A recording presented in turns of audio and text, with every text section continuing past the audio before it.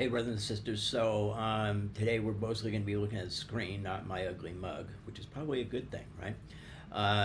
But before we get started, just a reminder, basically what we're doing here is we're replacing a previously recorded audio track using a trumpet sound, and we recorded a MIDI track to replace that, so we can experiment with a few different instrument sounds. Just a couple of notes. All of the instruments we'll be using are the Swarm solo software instruments made by Audio Modeling in Italy. Everything was played in using this handy dandy breath controller made by Tech Control in Sweden, and played in using this beauty Starboard Elite guitar, designed and made by Neil Smith at Vegas Guitars in lovely Las Vegas, Nevada. None of this stuff was manufacturer provided. I bought and paid for the guitar, I bought and paid for the breath controller, I bought and paid for all of the software. So let's get up to the screen where it gets interesting. There is, we've got a pre-existing trumpet track that was recorded as audio. We have already gone in, I have already gone in and created a MIDI version of it, which is this one here, which is called Flugel, because I have a feeling that's the sound that we're going to be using in the end. Everything that was done, including that original trumpet track, was played in using a plugin called MIDI Guitar 2. And basically what this does is it takes the output of a guitar and spits it out as MIDI, which can be recorded to any track in your DAW that is set up as a software instrument track and set to record. So to start with, right now I've got it set for flugelhorn again, but actually we're going to go in and we're going to change that to a trumpet to start with, because that's what we're replacing. So we want to start with that as a as our example. So we go to Audio Modeling, go over here to the Swarm trumpet mono, which brings us up here, and we're going to set a 4-bar loop. And this will be part of the outro of the song.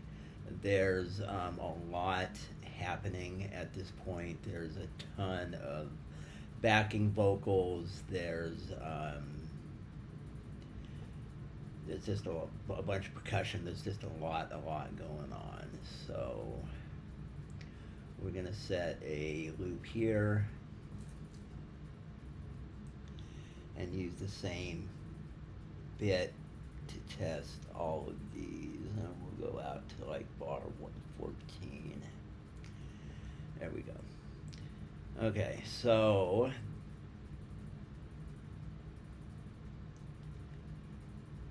let's hear it first as a trumpet.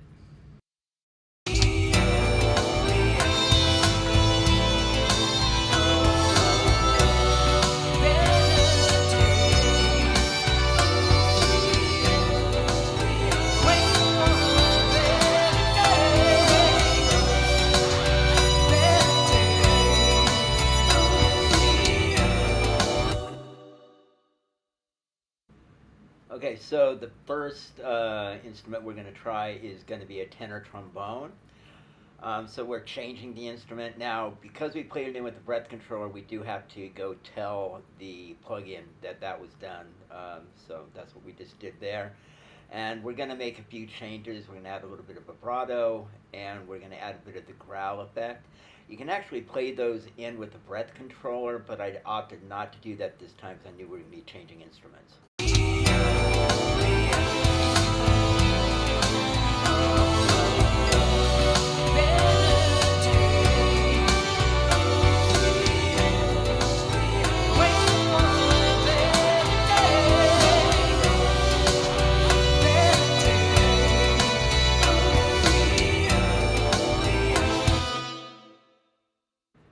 Okay, that was pretty cool. So let's change it out to something different.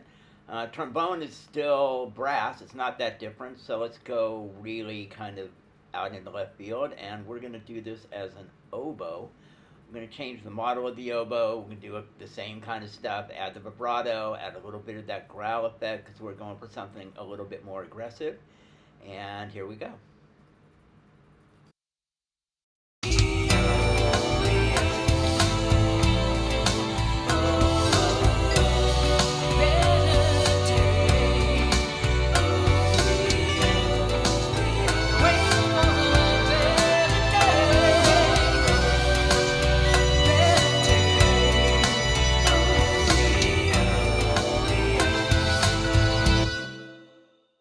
Okay, so you'll notice that that didn't start playing right away. That's because I neglected to go in and tell it that it was a breath controller that was used to play that in. The plugin needs that information, or it doesn't know how to control expression. There has to be the Swan instruments all need an expression controller, whether that's a pedal or a breath controller or whatever you're using.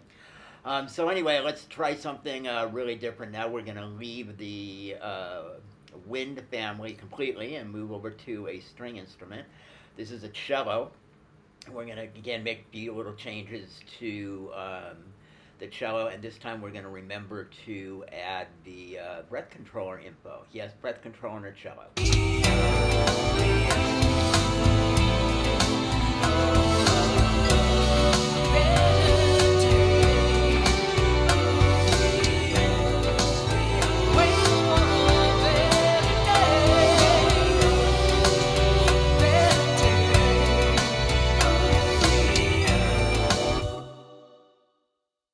Okay, so there you have the same part with the cello. It's kind of cool. I don't think it's really what we're looking for. I'm going to make a couple of changes here to the screen layout just so you can see what we're doing when we're changing instruments. I'm using multiple monitors, and QuickTime will only record one monitor at a time, which is why you weren't seeing it. So what we're going to do now is we're going to change it over to a different instrument. I think we're going to go with a flute this time. Yep. And again, we're going to tell it that it was a breath controller because it needs that information, and make a couple changes to the tone of the flute, vibrato, a little bit of growl, and that's about what we wanted.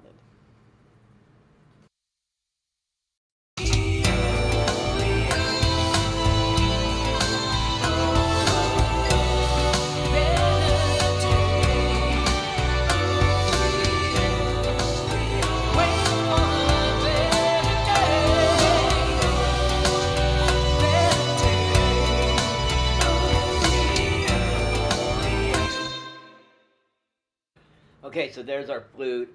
We may go back and revisit that in just a minute. It gave me an idea for something I might want to try. So now what we're going to do is we're going to change it again, and we're going to go to the instrument that made me think about doing this in the first place after I had recorded it as a trumpet. As we added more and more parts, I felt like it needed something a little darker, and I thought that maybe a flugelhorn was the way to go. And recording MIDI allowed us to change the instrument from a trumpet to a flugelhorn.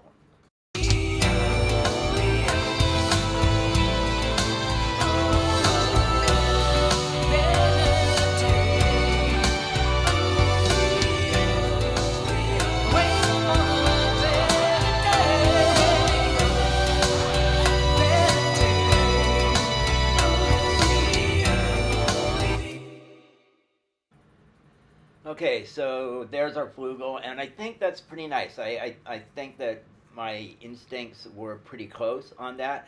However, doing the flute made me think about another possibility, and I wish this was original. I actually am stealing this idea from the Boz Scaggs tune Lowdown, which everybody thinks is just a flute. It is not, as I discovered when trying to recreate that sound in the yacht rock band.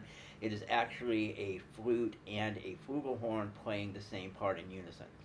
So what we're going to do here is try to add, we're going to copy that flugelhorn track, and we're going to create a second instrument track here. And once we get that done, okay, so we've set up a new software instrument track. It's as a flugelhorn, which doesn't matter because we're going to change that in a minute anyway. And we've already copied the MIDI track. We're going to go all the way back to the beginning of the song. And we are going to paste that in. Of course, it helps to actually correctly set that up before you go and hit paste. And there it is this time. Now we're going to paste in that track. So now we have the same track twice, and we're going to go in and we're going to change the instrument on the second one. And we're going to change that into the flute, which we had tried before. We're going to make all the same kind of changes, the breath controller, and a couple of changes to the tone of the flute, and some vibrato, a little bit of growl. There we go.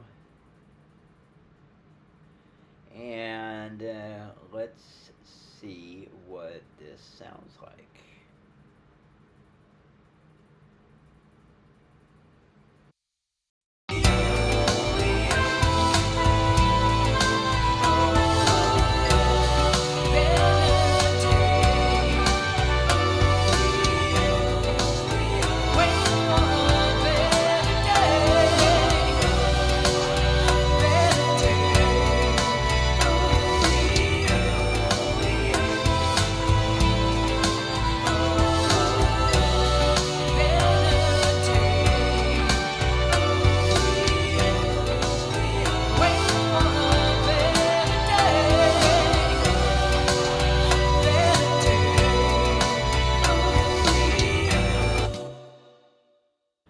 Okay, I kind of like that. Not in love with the tone, so we're going to change a few things. We change the flute model. We're going to turn off overblow. We're going to get rid of the growl effect, actually bring down the volume just a little bit, and then change the style setting, which had been sent to jazz up here, and we brought it back to classical a little bit, which is going to mellow out the tone. I think is going to make for a nicer thing. Let's try it.